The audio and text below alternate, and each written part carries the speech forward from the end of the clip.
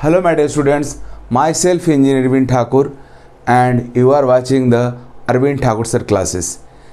इस वीडियो में आपको पढ़ाने जा रहा हूँ electron deficient compounds of P block elements.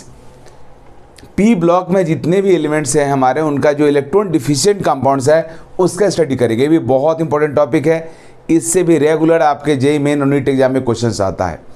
अब पूरे पी ब्लॉक में, पी ब्लॉक हमारा शुरू होता है ग्रुप 13 से लेकर ग्रुप 18 तक। 13 शुरू होता है, 18 पे जाके कंप्लीट होता है। पूरे पी ब्लॉक में ओनली ग्रुप 13 जी वो हमारा है। ग्रुप 13 के जो एलिमेंट्स हैं यही फॉर्म करते हैं electron deficient compounds, because they have only 3 valence electrons. Group 13 के जितना भी एलिमेंट्स हैं उनके पास 3 वैलेंस इलेक्ट्रॉन है। 3 वैलेंस इलेक्ट्रॉन से 3 बॉन्ड फॉर्म कर सकते हैं। 3 बॉन्ड फॉर्म करने से उनके पास 6 इलेक्ट्रॉन आएगा और ऑक्टेट फुलफिल करने के लिए 8 चाहिए आउटर मोस्ट शेल में। इसलिए ग्रुप 13 के जितने भी एलिमेंट्स हैं वो सब के सब हमारे जो कंपाउंड फॉर्म करते हैं वो इलेक्ट्रॉन डिफिशिएंट कंपाउंड फॉर्म करते हैं। बाद बाकी ग्रुप 14 वाले के पास 4 वैलेंस इलेक्ट्रॉन होता है तो ऑक्टेट वाले कंपाउंड फॉर्म करते हैं। ग्रुप 15, 16, 17 उन लोगों के पास तो आउटर मोस्ट शेल में 4 से ज़्यादा भी इलेक्ट्रॉन रहता है तो उनके पास तो ऑक्टेट भी फुलफिल रहता है, ऊपर से उनके पास लोन पेयर भी रहता है। लेकिन ओनली ग्रुप 13 वाले जो एलिमेंट्स हैं यही फॉर्म करते हैं इलेक्ट्रॉन डिफिशिएंट कंपाउंड्स, राइट। तो चलिए स्टडी करते हैं ग्रुप 13 के इलेक्ट्रॉन डिफिशिएंट कंपाउंड्स को। हमारा ग्रुप 13 का एलिमेंट बोरॉन हैलोजन से रिएक्शन करके बोरॉन ट्राई हैलाइड प्रोड्यूस करता है, जिसमें हैलोजन फ्लोरीन से लेकर के आयोडीन तक टोटल रहता है। मीन्स हमारा बोरॉन सब फॉर्म करता है BF3, BCl3, BBr3 and BI3। उसी तरीक़ा से अल्युमिनियम भी हैलोजन से रिएक्शन करके फॉर्म करता है AlX3, जहाँ पे X फ्लोरीन से लेकर के आयोडीन तक टोटल होता है, right. AlF3 aluminium fluoride, aluminium chloride, aluminium bromide and aluminium iodide, right. इसी तरीक़ा से जितने भी और भी एलिमेंट्स सब फॉर्म करते हैं, वो हमारा गैलियम हो,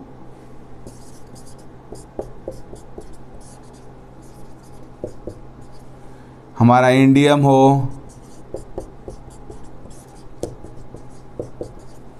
थैलियम,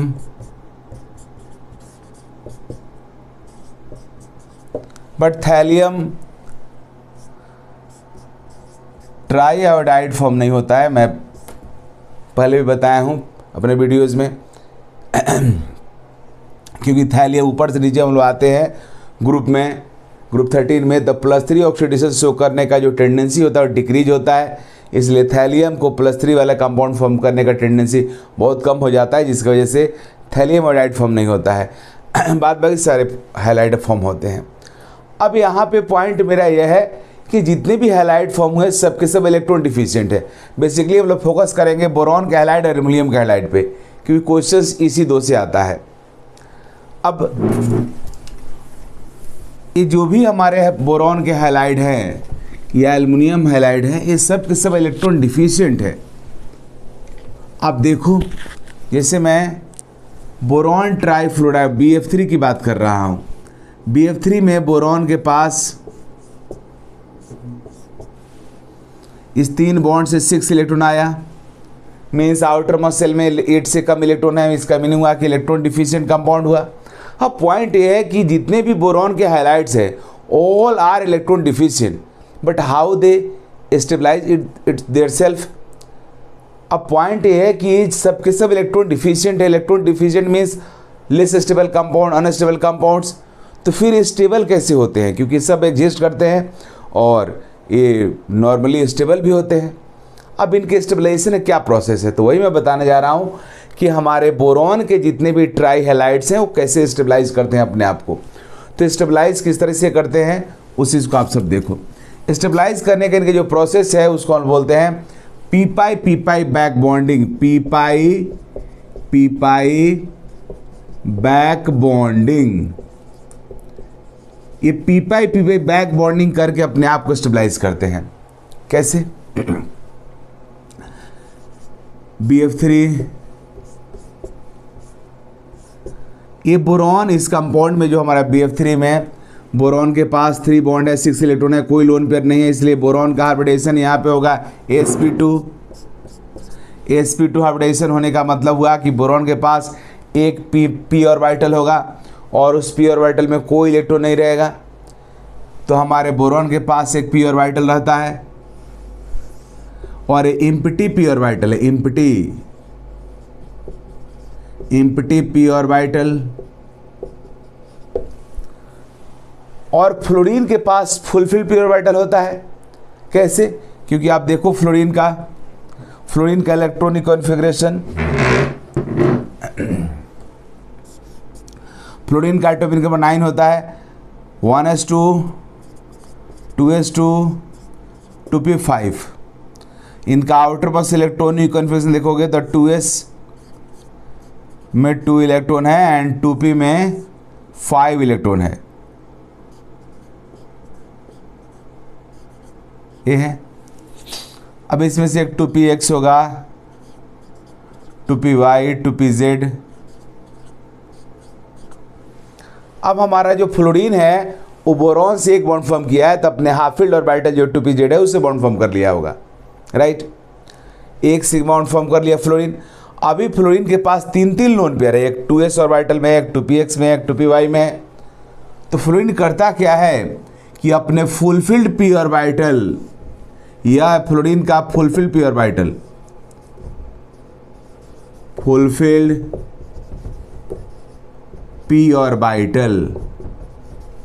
अपने फुलफिल्ड p ऑर्बिटल के साथ इस बोरॉन के एम्प्टी p ऑर्बिटल का ओवरलैपिंग कर देता है और ओवरलैपिंग करके इससे बॉन्ड फॉर्म कर लेता है। अब इस बॉन्ड के फॉर्मेशन की वजह से हमारे बोरॉन के पास 4 बॉन्ड हो गया, और इस तरीक़ा से हमारा बोरॉन के पास 4 बॉन्ड होने का मीनिंग हुआ बोरॉन के पास 8 इलेक्ट्रॉन्स आ गया इस कंपाउंड में, और इस तरीक़ा से हमारा BF3 स्टेबलाइज हो गया, इसका जो इलेक्ट्रॉन डिफिशिएंसी था वो खत्म हो गया। अब ये जो पाई बॉन्ड फॉर्म हो रहा है साइड ओवरलैपिंग से, fulfilled p orbital of F atom, fluorine atom, and empty p orbital of boron atom, इसको हम लोग बोलते हैं p पाई बैक बॉन्डिंग। इसी को बोलते हैं p पाई बैक बॉन्डिंग और बॉन्डिंग। अब इसको p पाई क्यों बोलते हैं? तो इसलिए बोलते हैं क्योंकि यहाँ पे जो p और पाई बॉन्ड फॉर्म हो रहा है, p पाई बॉन्ड से है, यहाँ जो पाई बॉन्ड फॉर्म हो रहा है वो p ऑर्बिटल को ओवरलैपिंग से फॉर्म हो रहा है। पाई बॉन्ड p और d ऑर्बिटल को ओवरलैपिंग से ही फॉर्म हो सकता है, लेकिन यहाँ पे जो पाई बॉन्ड फॉर्म हो रहा है वो p ऑर्बिटल के साथ ओवरलैपिंग हो रहा है तब फॉर्म हो रहा है। That's why this pi bond is called p pi bonding. Back bonding क्यों बोलते हैं? क्योंकि हमारा सेंट्रल एटम यहाँ पे है, जो पेरिफेरल एटम है वो पीछे से इलेक्ट्रॉन डोनेट करके सेंट्रल एटम के एम्प्टी p ऑर्बिटल के साथ पाई बॉन्ड फॉर्म कर रहा है। That's why this is called p pi back bonding. अब p पाई बैक बॉन्डिंग करके हमारा BF3 स्टेबलाइज हो जाता है।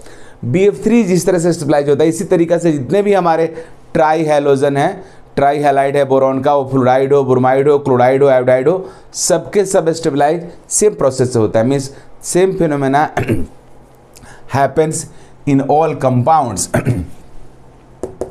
अब ये जो पाई बॉन्ड ओवरलैपिंग हो रहा है इसको बॉन्ड के फॉर्म में दिखा रहा हूं, तो गौर से आप देखो आप सब।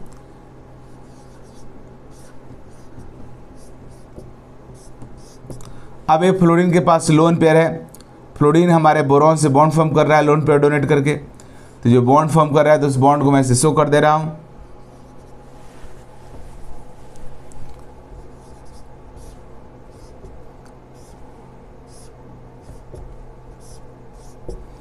अब ये जब बॉन्ड फॉर्म होगा, फ्लोरीन अपना लोन पेयर डोनेट करके बोरॉन से बॉन्ड फॉर्म कर रहा है, द बॉन्ड फॉर्म करने होने के बाद बोरॉन को 1 इलेक्ट्रॉन फ्लोरीन का मिल जाएगा रूल के मुताबिक।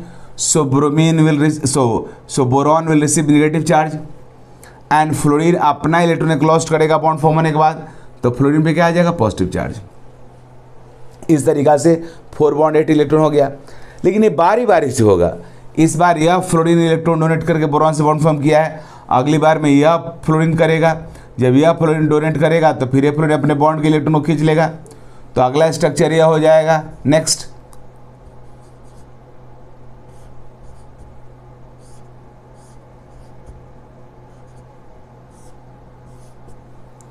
अब इस बार इस फ्लोरीन पे आएगा पॉजिटिव चार्ज, बोरॉन पे नेगेटिव चार्ज।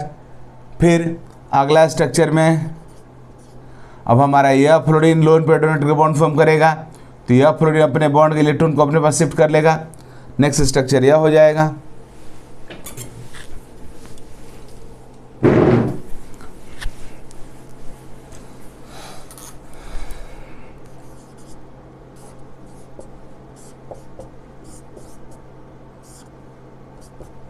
राइट, तो इस तरीका से हमारे BF3 का आप देखने से ऐसा नहीं लग रहा है कि यह रेजोनेंस हो रहा है, एक्चुअल में रेजोनेंस ही होता है।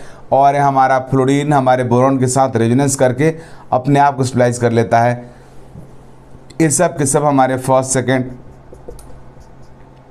Third, fourth all are canonical structures. First, second, third and four are canonical structures of BF3। तो फिर इनका रेजोनेंस हाइब्रिड भी होगा, तो रेजोनेंस हाइब्रिड इनका होता है। BF3 का रेजोनेंस हाइब्रिड यह हो जाता है। इस तरीके से दिखाते हैं,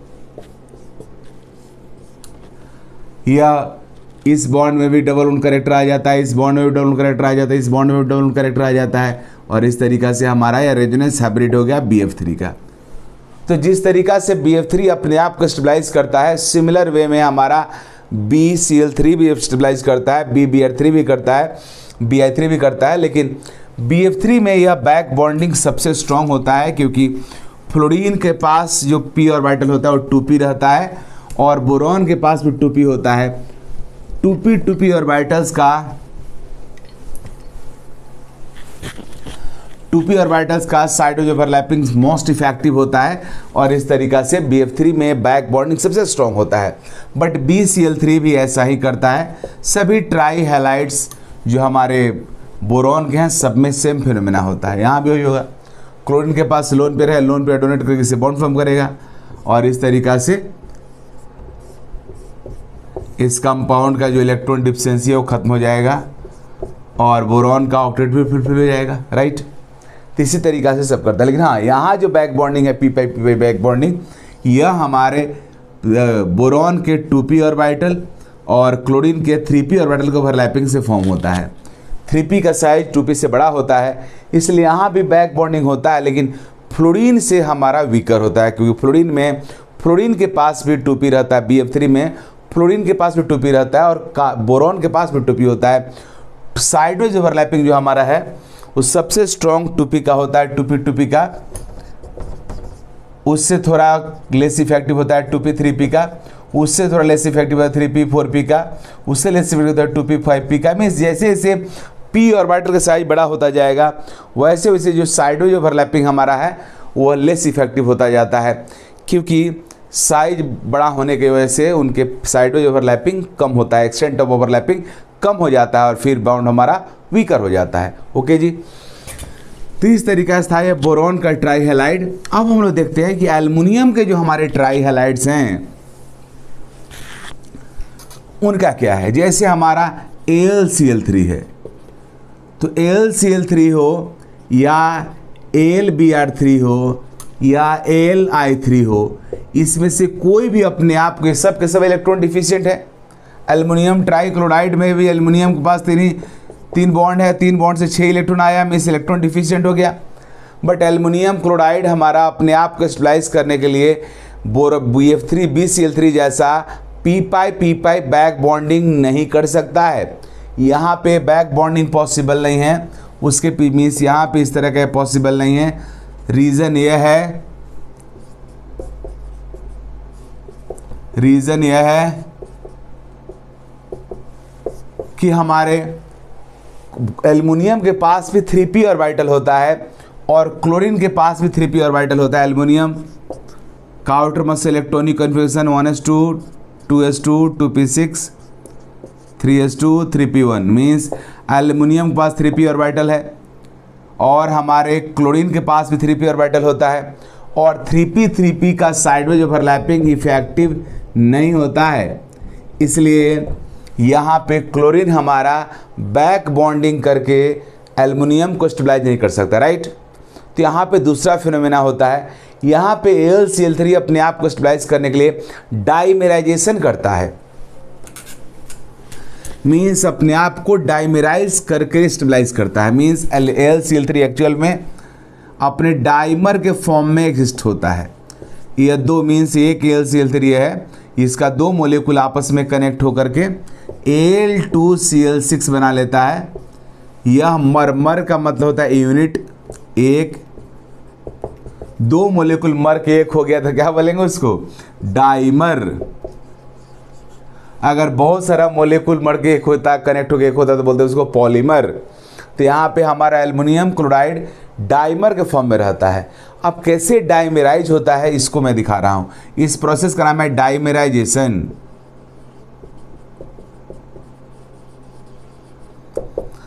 राइट, यह है हमारा AlCl3।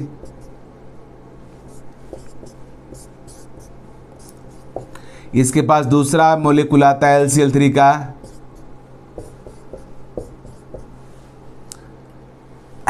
AlCl3 हमारा एल्युमिनियम क्लोराइड इलेक्ट्रॉन डिफिशिएंट है, इसीलिए इसका अगर बात करेंगे तो इसका हाइब्रिडेशन sp2 हो जाएगा। 3 बॉन्ड है, कोई लोन पेयर नहीं है, इसलिए sp2 होगा। लेकिन जब दो मोलिकुल आपस में डाइमेराइज होता है तो कैसे होता है आप देखिए।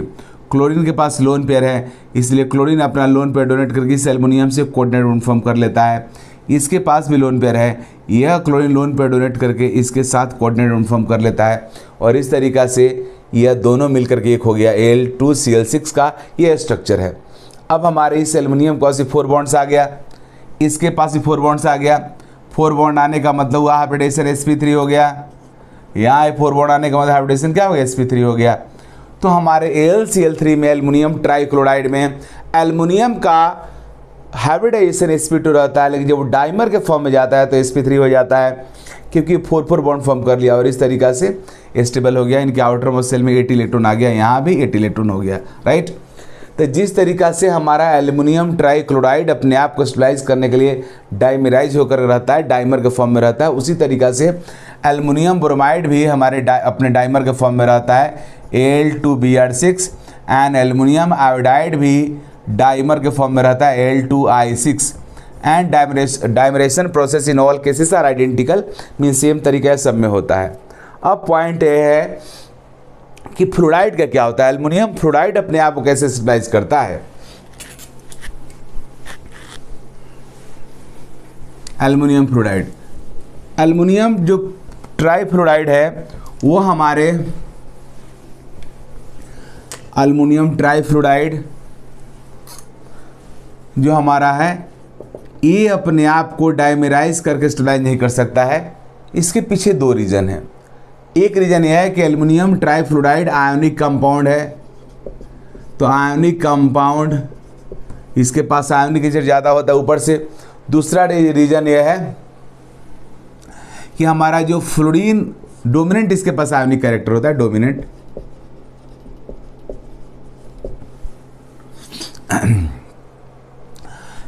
फ्लोरीन जो हमारा रहता है उसका साइज छोटा रहता है, इसके वजह से यह बॉन्ड फॉर्म करना नहीं चाहता है हमारे फ्लोरीन के साथ सॉरी एल्युमिनियम के साथ, ये भी एक रीज़न है। और आयनिक कंपाउंड होने की वजह से हमारा AlF3 अपने आप को स्टेबलाइज करने के लिए इस तरह से चला जाता है। AlF3 3F माइनस को एक्सेप्ट करके AlF6 के फॉर्म में एग्जिस्ट करता है, मीन्स इस तरह से आयनिक फॉर्म में एग्जिस्ट करता है, जहाँ पे एल्युमिनियम का ऑक्टेट फुलफिल हो गया। यहाँ पे एक्चुअल में एक क्रायोलाइट एक कंपाउंड होता है जिसका फॉर्मूला होता है Na3AlF6, यही है, इसी का ये आयनिक फॉर्म है। इसको अगर आप तोड़ के देखोगे तो 3 सोडियम प्लस AlF6 3 माइनस। तो हमारा एल्युमिनियम ट्राइफ्लोराइड आयनिक कंपाउंड है, इसलिए वह एनायन एक्सेप्ट करके इस तरह के फॉर्म आयोनिक फॉर्म में रहता है और इस फॉर्म में वो स्टेबलाइज रहता है, क्योंकि आयोनिक कंपाउंड होता है, आयोनिक नेचर इसके पास रहता है, राइट। तो यह हुआ try halides of boron and aluminium. अब मैं बताने जा रहा हूँ इनकी स्टेबिलिटी के बारे में, और हम लोग पढ़े हैं कि इनर्ट पेयर इफेक्ट ऊपर से नीचे डाउन द ग्रुप क्या होता है, इंक्रीज होता है। तो BX3 हो, AlX3 हो, या हमारा गैलियम X3 हो, इंडियम X3 हो, या थैलियम X3 हो, +3 ऑक्सीडेशन स्टेट सब में है। या इनर्ट पेयर इफेक्ट की वजह से +3 ऑक्सीडेशन स्टेट का stability down the group decrease होगा। Stability of +3 oxidation state decreases due to inert pair effect, right? अब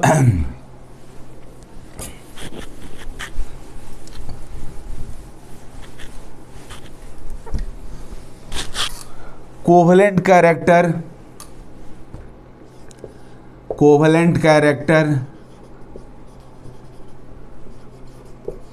कैरेक्टर इससे हमें BX3 है, AlX3 है, फिर X3 है, इंडियम X3 है, थैलियम X3। अगर पूछता है कि कोवलेंट कैरेक्टर क्या होगा, तो कोवलेंट कैरेक्टर के लिए हम लोग कटायन एनायन दोनों देखते हैं। एनायन सब में कॉमन है, तो कटायन का चार्ज देखेंगे तो चार्ज सब में +3 है। तो आपको पता है किसी कोवलेंट कंपाउंड में या आयनिक कंपाउंड में जो कोवलेंट कैरेक्टर होता है वो इस पर डिपेंड करता है कि कटायन का चार्ज डेंसिटी कितना ज़्यादा है। कटायन का चार्ज डेंसिटी जितना ज़्यादा होगा उसके अंदर कोवलेंट कैरेक्टर उतना ही ज़्यादा होगा। जैसे हमारा charge density is equal to होता है चार्ज बाई साइज। सभी कटायन के पास चार्ज तो सेम है, but down the group size increase होता है। साइज इंक्रीज होने से चार्ज डेंसिटी डिक्रीज हो रहा है। तो चार्ज डेंसिटी जिसका जितना ज़्यादा होगा उसके अंदर उतना ज़्यादा कोवलेंट कैरेक्टर होगा। तो सबसे ज़्यादा कोवलेंट कैरेक्टर BX3 में होगा, उससे कम LX3 में होगा, उससे कम इसमें होगा, उससे कम इसमें होगा, राइट। ऐसे भी हमारा बोरॉन जो है वो कोवलेंट कंपाउंड ही फॉर्म करता है, क्योंकि बोरॉन के 3 इलेक्ट्रॉन को निकालना मुश्किल है। बोरॉन के 3 इलेक्ट्रॉन्स को निकालने में जो एनर्जी का रिक्वायरमेंट होता है वेरी हाई होता है। That's why boron forms covalent compounds. Boron almost covalent compound he form करता है, क्योंकि इसके 3 इलेक्ट्रॉन्स को निकालने में एनर्जी का जो रिक्वायरमेंट होता है वो वेरी हाई होता है, राइट। तो यह हमारा हुआ ट्राई हैलाइड्स। अब हम लोग जो दूसरा इलेक्ट्रॉन डिफिशिएंट हमारा कंपाउंड होता है ग्रुप 13 का, वह है hydride. Group 13 elements halide form करे या हाइड्राइड फॉर्म करे, दोनों के दोनों ही इलेक्ट्रॉन डिफिशिएंट होता है। तो hydrides of group 13, hydrides of group 13 elements,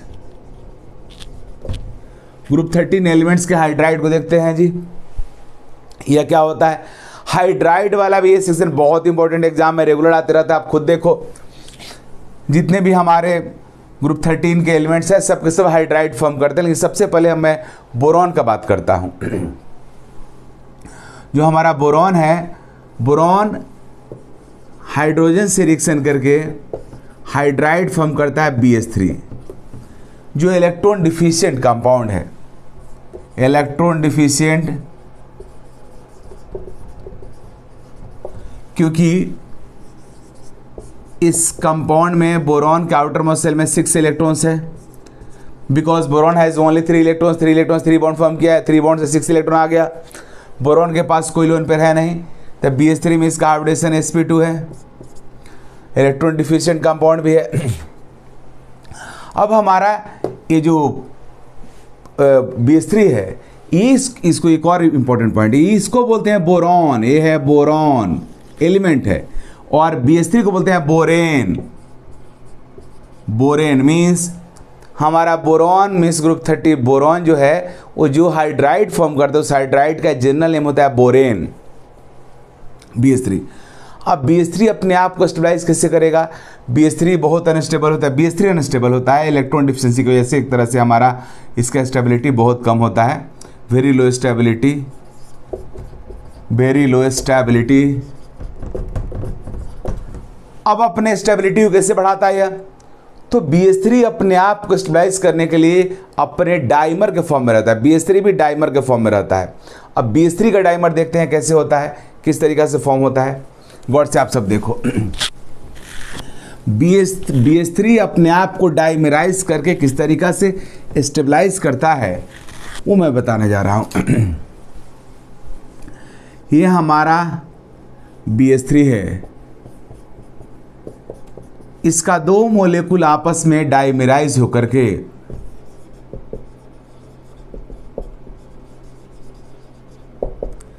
B2H6 के फॉर्म में रहता है, जिसको हम लोग डाइबोरेन बोलते हैं, डाइबोरेन। BH3 को बोरेन और B2H6 को डाइबोरेन बोलते हैं। अब ये कैसे डाइमराइज होता है, बहुत इंटरेस्टिंग इसका एग्जाम्पल है, यह प्रोसेस बहुत इंटरेस्टिंग है। अब देखो यहाँ पे जब हमारा BH3 के फॉर्म में है तो इसका कार्बोनेशन sp2 है, 3 बॉन्ड है तो sp2 ही होगा। अब यह BH3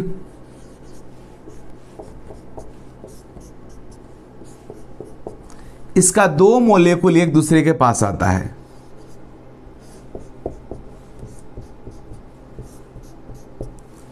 अब ये जो हाइड्रोजन है इस बॉन्ड में किसी भी कोवेलेंट बॉन्ड में 2 इलेक्ट्रॉन्स रहता है, 2 इलेक्ट्रॉन्स 2 एटम्स, 2 एटम के बीच में कोवेलेंट बॉन्ड जो फॉर्म होता है उसके अंदर 2 इलेक्ट्रॉन्स रहता है। इसलिए हम लोग नॉर्मल जो कोवेलेंट बॉन्ड हमारा रहता है वो 2 इलेक्ट्रॉन्स 2 एटम्स बॉन्ड उसको हम लोग बोलते हैं।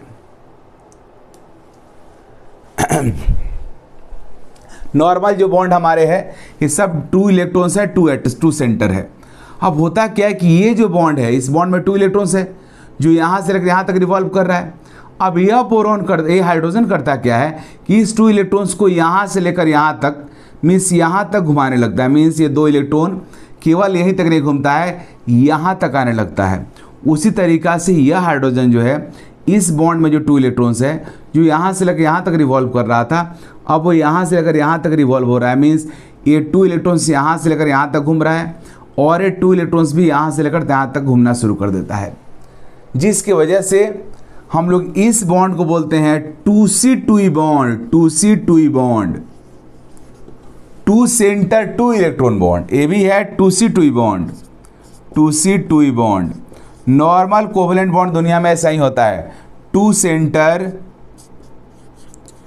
सेंटर मीन्स 2 एटम है, 2 इलेक्ट्रॉन भी है, 2 सेंटर 2 इलेक्ट्रॉन,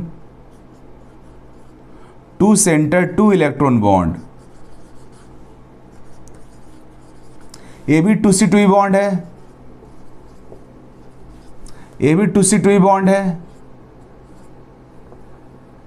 लेकिन यह बॉन्ड एक ऐसा अलग तरह का हो गया जहां पे आप देख रहे हो कि सेंटर 3 है, बोरॉन हाइड्रोजन बोरॉन, लेकिन इलेक्ट्रॉन्स कितना है, 2 ही है, क्योंकि जो 2 इलेक्ट्रॉन पहले इस बॉन्ड के बीच में बॉन्ड में था, इस 2 एटम के बीच में था, वही 2 इलेक्ट्रॉन्स अब यहाँ से लेकर यहाँ तक रिवॉल्व करना शुरू कर दिया, मीन्स से तीनों एटम से कनेक्ट हो गया। इसलिए इस बॉन्ड को हम बोलते हैं 3C2E बॉन्ड, 3C2E बॉन्ड। ऐसा बॉन्ड जहाँ पे सेंटर 3 है बट इलेक्ट्रॉन्स कितना है, 2 ही है, यह हुआ 3C2E bond, 3 centre 2 electron bond. अभी जो बॉन्ड फॉर्म हुआ किस तरह से फॉर्म हुआ होगा, इसका pictorial representation means orbital representation अब इस तरीका से हो गया। तो यहाँ पे अब इस बोरॉन के पास 4 बॉन्ड्स आ गया, इसके पास 4 बॉन्ड्स आ गया। 4 बॉन्ड आने का मतलब हुआ कि बोरॉन का हाइब्रिडेशन sp3 हो जाएगा।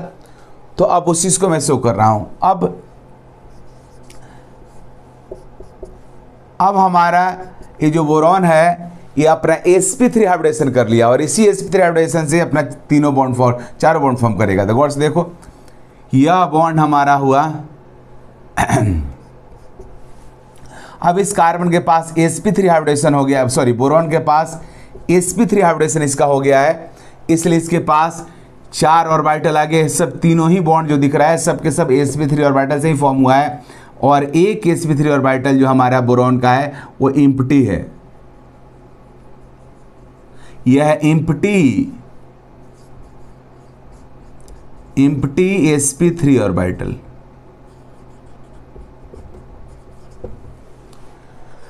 उसी तरीका से यह दूसरा बोरॉन है, इसका 3 बॉन्ड,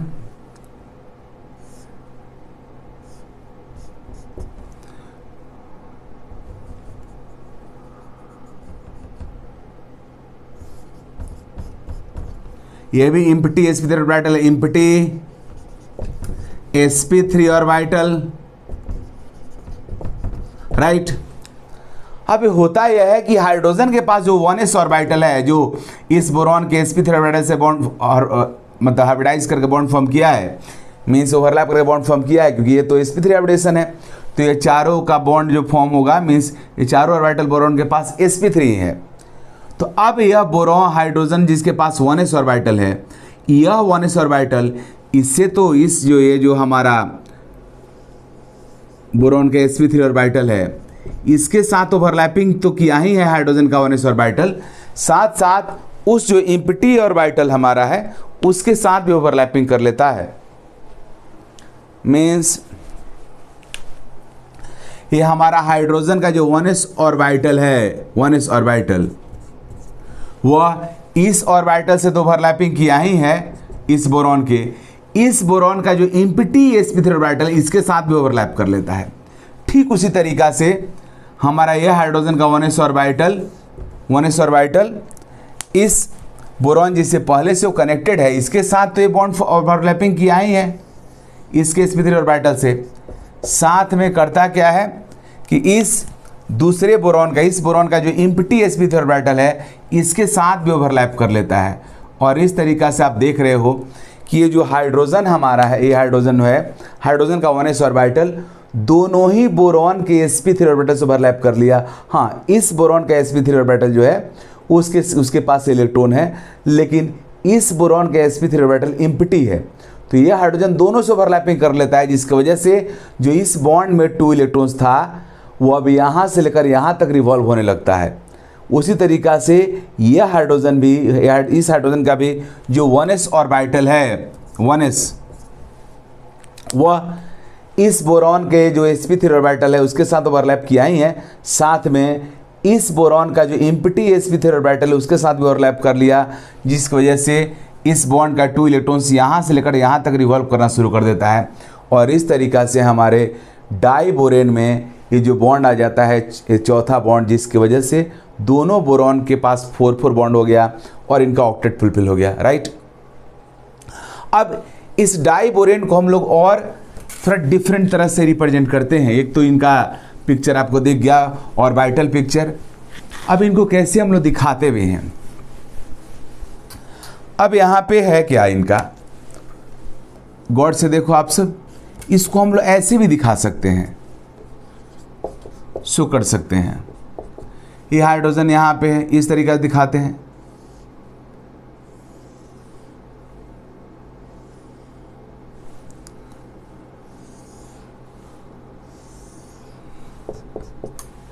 ऐसे दिखाते हैं क्योंकि ऐसा लगता है कि ये जो बॉन्ड है वो दोनों बोरॉन के बीच में ब्रिज जैसा हो गया। नहीं दिख रहा है आपको, ये ब्रिज जैसा दिख रहा है क्योंकि एक हाइड्रोजन से 4 जो हाइड्रोजन है, ये बोरॉन 2 हाइड्रोजन, यह बोरॉन 2 हाइड्रोजन में से चारों एक प्लेन में है, और ये हाइड्रोजन इस बोर्ड के ऊपर है और इस तरीके से हाइड्रोजन बोर्ड के नीचे है। तो उठा हुआ लग रहा है, मिस ब्रिज जैसा लग रहा है, मिस लग रहा है कि दोनों बोरॉन के बीच में हाइड्रोजन ब्रिज है काम कर रहा है, भी ब्रिज है काम कर रहा है। इसलिए ये जो बॉन्ड होता है, इस बॉन्ड को बोलते हैं ब्रिज बॉन्ड। क्या बोलते हैं जी? ब्रिज बॉन्ड बोलते हैं, क्योंकि ये ब्रिज जैसा लग रहा है, अम्ब्रेला जैसा भी लग रहा है, जिससे लग रहा है छाता, छाता उस तरह से उठा हुआ रहता है, हम लोग के सर पे, तो लग इसलिए इसको अम्ब्रेला बैंड भी बॉन्ड भी बोलते हैं। इसको बनाना बॉन्ड भी बोलते हैं, क्योंकि बनाना भी तो इसी तरह से रहता है। बनाना भी इसलिए बनाना का केला का छत्ता कहा जाता है। केला भी देखोगे तो इस तरीके से रहता है, ऊपर उठा, टॉप उसका ऊपर रहता है उठा हुआ पिक, और ऐसे स्लाइड मतलब एक तरह से स्लोप जैसा रहता है। तो बनाना बॉन्ड इसको बोलते हैं ब्रिज बॉन्ड, इसको बोलते हैं अम्ब्रेला बॉन्ड, इसको बोलते हैं बनाना बॉन्ड, इसको बोलते हैं टाउ बॉन्ड। मीन्स इसको कितना सारा नाम दिया जाता है। तो हमारे डाइबोरेन में जो 3C2 बॉन्ड होता है इसको ब्रिज बॉन्ड बोलते हैं, अम्ब्रेला बॉन्ड बोलते हैं, इसको बनाना बॉन्ड बोलते हैं, इसको टाउ बॉन्ड बोलते हैं, टाउ के शेप में रहता है।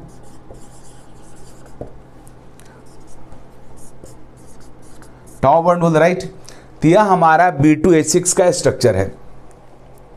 इसके बारे में एक और इम्पॉर्टेंट मतलब पॉइंट मैं बताऊंगा। अब जैसे ही sp3 हाइब्रिडाइज हो गया, अब हाँ एक और बात एग्जाम में आता है कि डाइबोरेन में कितना हाइड्रोजन और बोरॉन एक प्लेन में रहता है। तो ये दोनों बोरॉन और ये दोनों हाइड्रोजन और ये दोनों हाइड्रोजन मीन्स 4 हाइड्रोजन 2 बोरॉन एक प्लेन में रहता है, और जो ब्रिज वाला हाइड्रोजन रहता है वो प्लेन के अबव और बिलो रहता है, राइट। दूसरी बात है sp3 हाइब्रिडाइज जब हो गया तो टेट्राहेड्रल ज्योमेट्री आएगा। तो इस टेट्राहेड्रल ज्योमेट्री को हम लोग कैसे शो करेंगे?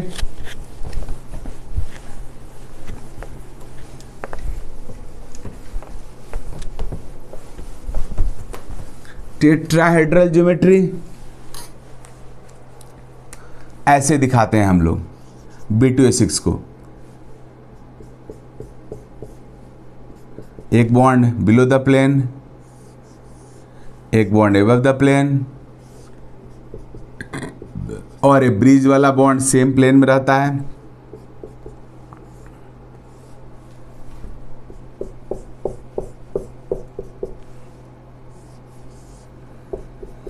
राइट, ये रिप्रेजेंटेशन है sp3 hybridised, sp3 hybridised. Okay जी, तो ये हमारे B2H6 का स्ट्रक्चर है। अब अगला पॉइंट ये है कि हमारा जो ये बोरॉन का हाइड्राइड होता है, ये जो BH3 है अनस्टेबल होता है। B2H6 हमारा टॉक्सिक नेचर रखता है, ये भी अनस्टेबल भी है, टॉक्सिक भी है।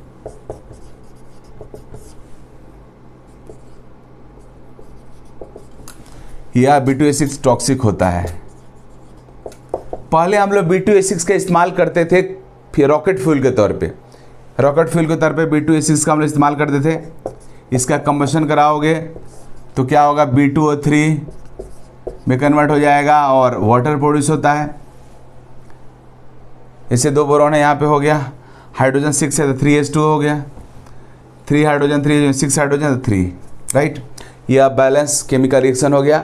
B2H6 टॉक्सिक होता है और BH3 अनस्टेबल टॉक्सिक दोनों होता है। अब इसके वजह से B2H6 जो हमारे डाइबोरेन है, इसका इस्तेमाल रॉकेट फ्यूल के तौर पे किया जाता था। फ्यूल था यह, बहुत ज़्यादा एनर्जी प्रोड्यूस करता है, यह ह्यूज अमाउंट में एनर्जी प्रोड्यूस करता है। बट प्रॉब्लम यह है कि इसका टॉक्सिक नेचर है, तुरंत रिएक्शन भी करता है, वो भी डेंजरस है। और B2O3 भी रॉकेट के नोजल को जाम कर देता है और इस तरह से एग्जॉस्ट गैसेस को बाहर निकलने में प्रॉब्लम होता है। और अब हम लोग इसका इस्तेमाल नहीं करते हैं, लेकिन ये पहले फ्यूल के तौर पे इस्तेमाल होता था। बोरॉन हमारा जो हाइड्राइड फॉर्म करता है, बोरॉन जो हाइड्राइड फॉर्म करता है वो 2 तरह का हाइड्राइड फॉर्म करता है। Hydrides of boron,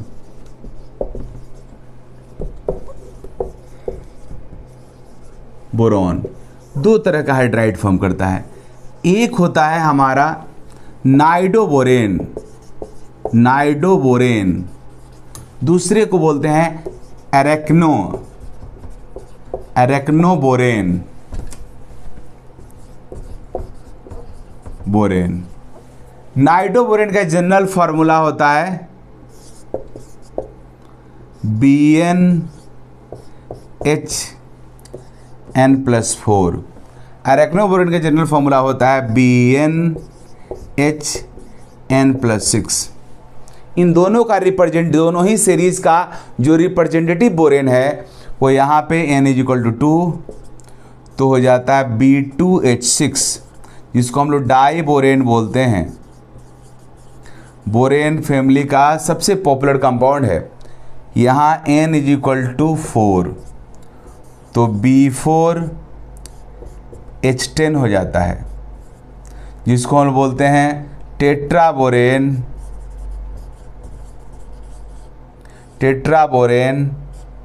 10। टेट्राबोरेन बोलते हैं बोरेन का नंबर, और हाइड्रोजन जितना है उसका नंबर लिख देते हैं, तो टेट्राबोरेन 10। तो ये दोनों ही हमारा अलग अलग सीरीज का रिप्रेजेंटेटिव बोरेन है, राइट। ये तो बोरेन हो गया, मीन्स बोरॉन का हाइड्राइड हुआ जिसको हम लोग बोरेन बोलते हैं। अब मैं बताने जा रहा हूँ ग्रुप 13 के हमारे जो और एलिमेंट्स हैं वो किस तरह का बोरेन फॉर्म करते हैं। बोरॉन के अलावा जितने भी हमारे ग्रुप 13 के मेंबर है वो लोग भी हाइड्राइड फॉर्म करते हैं, except tellurium. Tellurium hydride form नहीं होता, बाद बाकी सब लोग करता है। बोरॉन के हाइड्राइड को बोरेन बोलते हैं, एल्युमिनियम के हाइड्राइड को एलेन और एल्यूमियन बोलते हैं, गैलियम के हाइड्राइड को गैलेन बोलते हैं, और इंडियम के हाइड्राइड को इंडिगेन बोलते हैं, राइट। लेकिन इसमें बेसिकली हमारा एल्युमिनियम का हाइड्राइड ही एग्जिस्ट करता है, इन लोग का स्टेबिलिटी बहुत कम होता है। हाँ, बोरेन हमारा अनस्टेबल है, लेकिन यह B2H6 के फॉर्म में एग्जिस्ट करता है, exist in the form of B2H6। BH3 unstable होता है, बट बोरॉन का हाइड्राइड स्टेबल नहीं होता है। सबसे स्टेबल हाइड्राइड बोरॉन ही फॉर्म करता है, जो भी मैं बताया हूं, नाइडोबोरेन और एरेक्नोबोरेन सीरीज फॉर्म करता है, बहुत सारा कंपाउंड फॉर्म करता है। बोरॉन के मतलब बोरॉन के हाइड्राइड मीन्स जिसको बोरेन बोलते हैं सैकड़ों कंपाउंड है, लेकिन BH3 अनस्टेबल होता है। तो याद रखना एग्जाम में आता है कौन सा ग्रुप 13 का कौन से एलिमेंट का जो हाइड्राइड है अनस्टेबल है, तो वो बोरॉन का है BH3। बट B2H6 के फॉर्म में एग्जिस्ट करता है। B2H6 टॉक्सिक भी होता है और ये हमारा हाईली रिएक्टिव भी होता है B2H6। AlH3 हमारा पॉलीमरिक फॉर्म में एग्जिस्ट करता है, exist in polymeric form, exist in polymeric form, polymeric form में एग्जिस्ट करता है हमारा। जिस तरीका से BH3 डाइमर बनाता है, ये पॉलीमर बनाता है, पॉलीमर के फॉर्म में एग्जिस्ट करता है AlH3। इन लोग का स्टेबिलिटी, ये लोग भी पॉलीमर के फॉर्म में रहता है, बट स्टेबिलिटी इन लोग का बहुत कम है। मीन्स बेसिकली हमारा बोरॉन के हाइड्राइड का बहुत इंपॉर्टेंस है, और एल्युमिनियम के हाइड्राइड के बारे में भी कई बार पूछता है कि वो किस फॉर्म में रहता है। अब हाइड्राइड तो हो गया, इसमें सबसे इंपॉर्टेंट है डाइबोरेन। अब मैं डाइबोरेन के कुछ रिएक्शंस बताने जा रहा हूँ जो वेरी वेरी इंपॉर्टेंट है। Reaction of diborane with ammonia. Diborane का अमोनिया के साथ रिएक्शन बहुत बहुत इंपॉर्टेंट होता है। जिस समय रिएक्शन आता था एग्जाम में उस समय तो इस पार्ट से एक क्वेश्चन कन्फर्म था, लेकिन आज का रिएक्शंस को एक्सक्लूड कर दिया है JEE मेन नीट से, तो इससे क्वेश्चन आता है, लेकिन रिएक्शन वाले पे फोकस कम रहता है। लेकिन एडवांस में आज भी ये टॉपिक बहुत इंपॉर्टेंस रखता है। डाइबोरेन को जब हम लोग एक्सेस अमोनिया से रिएक्शन कराते हैं हाई टेम्परेचर पे, तो फॉर्म होता है बोरॉन नाइट्राइड, जिसका जनरल फॉर्मूला BN का होल XX, जो कि बहुत सारा बोरॉन नाइट्रोजन है, तो इस तरह से उसको X कर दिया गया, बोरॉन नाइट्राइड। इस बोरॉन नाइट्राइड को इनऑर्गेनिक ग्रेफाइट कहा जाता है। इनऑर्गेनिक ग्रेफाइट क्यों? ऑर्गेनिक ग्रेफाइट क्या है? तो जो एक्चुअल में ग्रेफाइट है कार्बन का एलोट्रोपिक फॉर्म, उसको ग्रेफाइट बोलते हैं। ग्रेफाइट में आपको पता है कि हमारे जो कार्बन्स रहता है वो इस तरीका से हेक्सागन के फॉर्म में रहता है, हेक्सागन के फॉर्म में रहता है, और सभी कार्बन के पास फिर इस तरीका से कनेक्टेड रहता है हमारा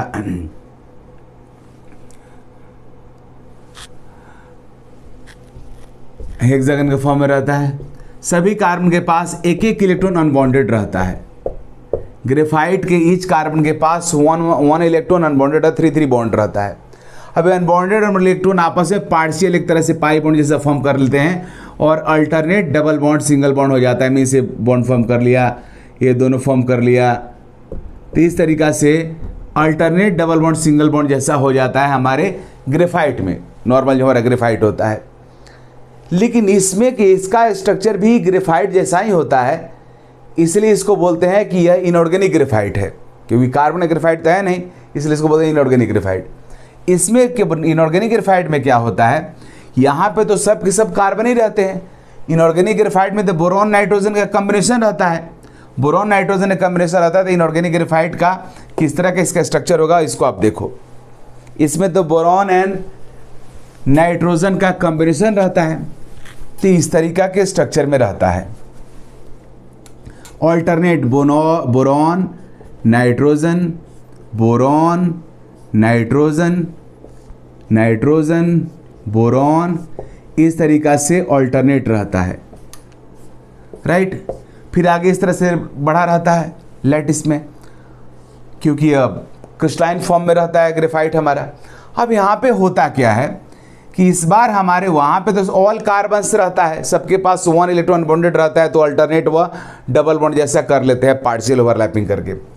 हालांकि ग्रेफाइट का जो अनबॉन्डेड इलेक्ट्रॉन रहता है वो फ्री रहता है, जिसकी वजह से वो ग्रेफाइट के लेयर में मूवमेंट कर सकता है और ग्रेफाइट को वह इलेक्ट्रिकल कंडक्टर बना देता है हमारा वो अनबॉन्डेड इलेक्ट्रॉन। लेकिन इनऑर्गेनिक ग्रेफाइट जो बोरॉन नाइट्राइड है, इसमें होता क्या है, नाइट्रोजन के पास लोन पेयर है और बोरॉन के पास इलेक्ट्रॉन डिफिशिएंसी है, इसलिए यह नाइट्रोजन लोन पेयर डोनेट करके बोरॉन से बॉन्ड फॉर्म कर लेता है। ऐसा करने से नाइट्रोजन पे आ गया प्लस, बोरॉन पे आ गया माइनस। फिर ये भी नाइट्रोजन भी ऐसा कर लेता है, इस पे आ गया प्लस, इसके पास आ गया माइनस। फिर नाइट्रोजन भी कर लेता है, इसके पास आ गया प्लस, इसके पास आ गया माइनस। तो इस तरीका से जो हमारा इनऑर्गेनिक ग्रेफाइट होता है, जिसको बोरॉन नाइट्राइड बोलते हैं, इसमें जो डबल बॉन्ड होता है अल्टरनेट पोजीशन पे वो एग्जैक्ट डबल बॉन्ड हो जाता है, क्योंकि वन एटम के पास लोन पे रहता है, दूसरे के पास इलेक्ट्रॉन डिफिशिएंसी रहता है, तो उनके बीच में पाई बॉन्ड फॉर्म हो जाता है, कोऑर्डिनेट बॉन्ड फॉर्म हो जाता है। और चार्ज के आने की वजह से पॉजिटिव और नेगेटिव चार्ज डेवलप हो जाता है, जिसकी वजह से हमारा ये जो इनऑर्गेनिक ग्रेफाइट है ज़्यादा पोलर हो जाता है। Inorganic graphite means graphite polar नहीं होता है, लेकिन यह पोलर हो जाता है, और यही वजह है कि इनका रिएक्टिविटी उनसे बहुत ज़्यादा हो जाता है। इनऑर्गेनिक ग्रेफाइट ज़्यादा रिएक्टिव हमारा हो जाता है, मतलब जो हमारा ग्रेफाइट है जो एक्चुअल में कार्बन का एलोट्रोप है, उसको ऑर्गेनिक ग्रेफाइट बोलते हैं।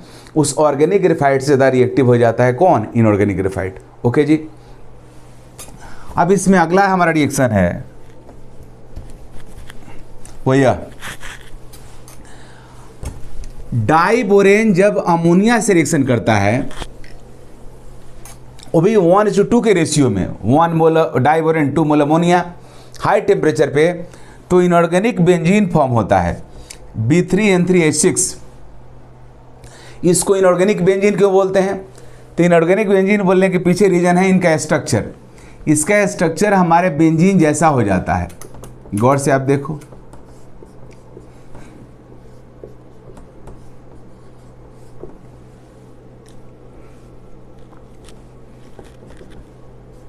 सभी बोरॉन नाइट्रोजन पे एक एक hydrogen, alternate boron and nitrogen रहता है। नाइट्रोजन के पास लोन पेयर है, बोरॉन के पास इलेक्ट्रॉन डिफिशिएंसी है, नाइट्रोजन के पास लोन पेयर, बोरॉन के पास इलेक्ट्रॉन डिफिशिएंसी है, तो नाइट्रोजन लोन पेयर डोनेट करके बोरॉन से बॉन्ड फॉर्म कर देता है। ऐसा करने से नाइट्रोजन में प्लस, बोरॉन पे माइनस, नाइट्रोजन प्लस, बोरॉन पे माइनस, नाइट्रोजन पे प्लस, बोरॉन पे माइनस। तो आप देख लो इस तरीका से हमारे इस मॉलिक्यूल में अल्टरनेट पोजीशन पे डबल बॉन्ड सिंगल बॉन्ड आ गया, जैसा बेंजीन में होता है। तो इनकी स्ट्रक्चर की वजह से इनको बोलते हैं हम लोग इनऑर्गेनिक बेंजीन। इसका दूसरा नाम है बोराजोल भी, बोराजोल, और बोराजीन भी इसको हम लोग बोलते हैं, बोराजीन। बोराजीन, बोराजोल, इनऑर्गेनिक बेंजीन एक ही है। अब एग्जाम में आता है कि between organic benzene and organic benzene which is more reactive, organic और इनऑर्गेनिक बेंजीन में ज़्यादा रिएक्टिव कौन है। तो क्लियर सी बात है, हमारे ऑर्गेनिक बेंजीन और एरोमेटिक कंपाउंड होता है वह पोलर नहीं रहता है, लेकिन इनऑर्गेनिक बेंजीन आप देख रहे हो कि यह पोलर है, निगेटिव पॉजिटिव चार्ज है, इसलिए इनऑर्गेनिक बेंजीन मोर रिएक्टिव होता है बेंजीन से, more reactive than benzene. Okay जी।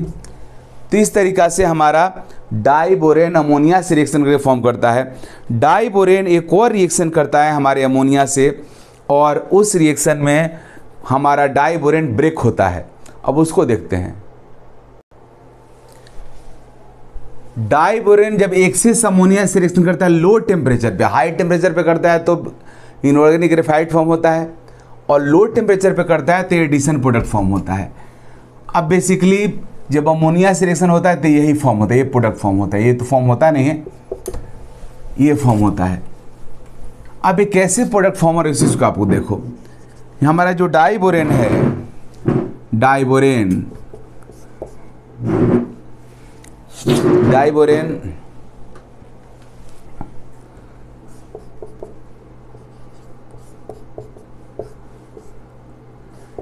इस तरीका से रहता है।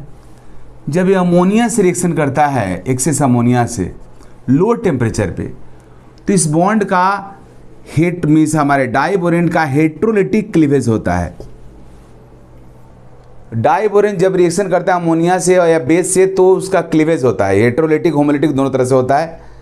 ये बहुत डिटेल में रिएक्शन है जो कि जेई में नीट में नहीं पढ़ना है, इसलिए नहीं बता रहा हूँ, अगला वीडियो एडवांस के लिए बनाऊंगा तो उसमें बताऊंगा, अभी डायरेक्ट बता रहा हूँ। अमोनिया जब रिएक्शन करता है तो हेट्रोलिटिक ब्रेकेज होता है, मीन्स जो दो हाइड्रोजन है जो दोनों में कॉमन है, ये कॉमन दोनों हाइड्रोजन कोई एक ले लेता है, कोई एक दोनों ले लेता है, मीन्स यह बोरॉन दोनों हाइड्रोजन को लिया, मीन्स इस बॉन्ड का इलेक्ट्रॉन भी इसके पास चला गया, इस बॉन्ड का इलेक्ट्रॉन भी इसके पास चला गया, दोनों हाइड्रोजन के पास चला गया। जब दोनों हाइड्रोजन के पास चला जाएगा तो एक हाइड्रोजन तो इसका पहले ही से था, एक एक्स्ट्रा वाला जो है वो भी इस ले लिया, तो ये पार्ट क्या बन जाएगा, BH4 माइनस हो जाएगा, राइट। और ये पार्ट हमारा क्या हो जाएगा, BH2 प्लस हो जाएगा। अब BH2 प्लस हो गया, दो बॉन्ड खाली हो गया, तो दो बॉन्ड खाली होने से जो अमोनिया है, अमोनिया दो अमोनिया इस बोरॉन से कनेक्ट हो जाता है और इस तरीक़ा से बन जाता है BH2 और दो अमोनिया आ गया बॉन्ड की जगह पे, NH2 का होल 2 और इस सब के ऊपर +1 चार्ज होगा। चूँकि इस बॉन्ड के ब्रेक होने से बोरॉन पे क्या है, प्लस, इसलिए इस ऊपर पॉजिटिव दिखाएंगे, और इस बॉन्ड के ब्रेक होने से इस बोरॉन पे क्या आ गया, माइनस, इसलिए BH4 माइनस हो गया। और इस तरीक़ा से कॉम्प्लेक्स कंपाउंड के फॉर्म में रहता है। यह कॉम्प्लेक्स कंपाउंड है जहाँ पे पहले वाला ये फर्स्ट पार्ट कटायन है, बाद वाला एनायन है, राइट। तो याद रखना है कि जब भी डाइबोरेन एक्सेस अमोनिया से रिएक्शन करेगा लो टेम्परेचर पे एडिशन प्रोडक्ट फॉर्म होगा, मीन्स डाइबोरेन ब्रेक हो जाएगा और ब्रेक होकर के कॉम्प्लेक्स कंपाउंड प्रोड्यूस करेगा। लेकिन अगर आप डाइबोरेन को एक्सेस अमोनिया से रिएक्शन कराते हो और हाई टेम्परेचर पे, तो बन जाएगा इनऑर्गेनिक बेंजीन, इनऑर्गेनिक ग्रेफाइट बन जाएगा, और जो कि मैं इससे पहले डिस्कस कर चुका हूँ, राइट। हालांकि डाइबोरेन का डिफरेंट टाइप के बेसिस से हार्ड बेस सॉफ्ट बेस से रिएक्शन का एक बड़ा बहुत लंबा फेहरिस्त है, लेकिन वह जेई में नीट के लिए इंपॉर्टेंट नहीं है, एडवांस के लिए है। तो एडवांस के लिए वीडियो बनाऊंगा तो बताऊंगा, यहाँ इतना ही हुआ। मीन्स ये पी ब्लॉक में जितने भी इलेक्ट्रॉन डिफिशिएंट मॉलिक्यूल्स है सबका मैं डिस्कशन कर दिया। अगर वीडियो अच्छा लगे तो लाइक करो, सब्सक्राइब करो एंड शेयर करो। Okay, thank you.